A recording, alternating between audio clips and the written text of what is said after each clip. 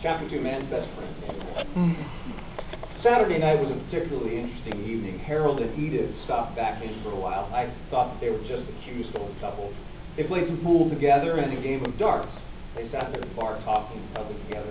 They acted like a young couple that had just met and were falling in love for the first time. They must have noticed me watching them because once when they called me over for another drink, Edith asked if I had a girlfriend. I told her that I hadn't really dated since high school when my parents passed away.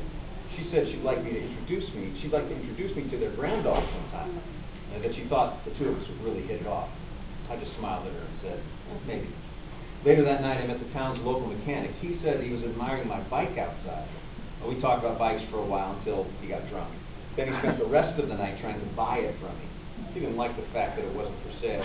He just kept hounding me. Tom, the town drunk, was back that night, which didn't surprise me in the least.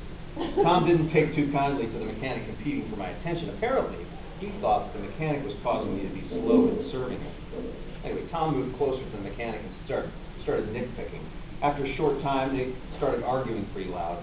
I had to abandon some other customers to try and break it up. It worked for a few minutes, and then they were back at it. I told them that they were going to have to leave if they couldn't be civil. The pair quieted down for a little while longer, and then they started yelling and shoving. I had to remove them both from the bar. The mechanic got to his car and left willingly, but Tom wasn't planning to leave so easily. I managed to get him outside, but in hindsight, I should have just called the cops to have him removed. Once I got him outside, he started trying to fight with me. He shoved me backwards a few steps, threatened me. I told him to go home and sleep it off. I turned my back to return to the bar. That was the worst thing I probably could have done. He picked up a 2x4 that was lying near the dumpster and started to swing on me while my back was turned. However, he didn't accomplish his goal because a dirty-looking German shepherd came out of nowhere and took him by his arm. By the time I turned to look, he was already on the ground screaming in pain. The dog released him and then positioned himself between Tom and myself.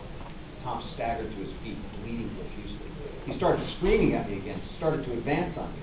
The dog started snarling, growling, and showing his teeth. The dog slowly walked toward Tom as he retreated against the dumpster. I told Tom that I thought he might really want to call it a night before the stray decided to eat him. He slowly staggered down the street, looking back every so often, yelling insults. When Tom was down the road a bit, I looked at the dog hesitantly. He sat there very dignified, almost like a statue, staring up at me with big brown eyes that looked very deep and thoughtful. Thanks, buddy. I owe you one, I told the shepherd. You should probably head home now. I'm sure your owner is missing you. I started to go back into the bar, but he tried to follow.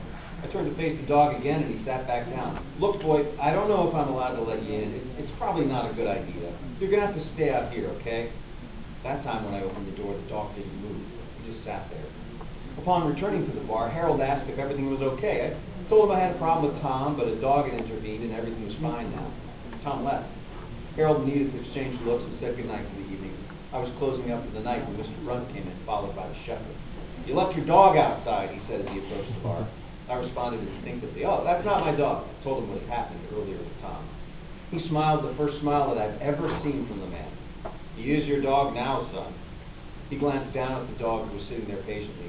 He's welcome in the bar, and he can stay here until you can find a way to take him home with you at night. There's some blankets in the back that you can use for him.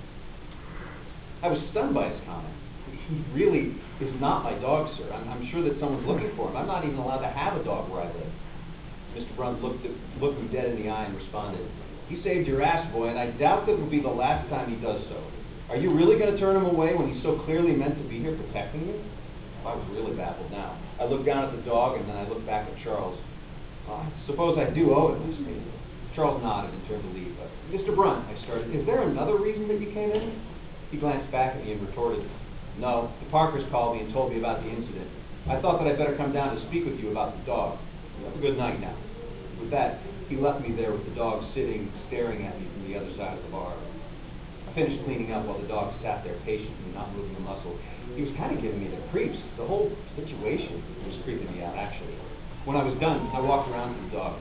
I've never had a dog before. I still wasn't quite sure that I wanted this one, especially after seeing what he'd done to Tom.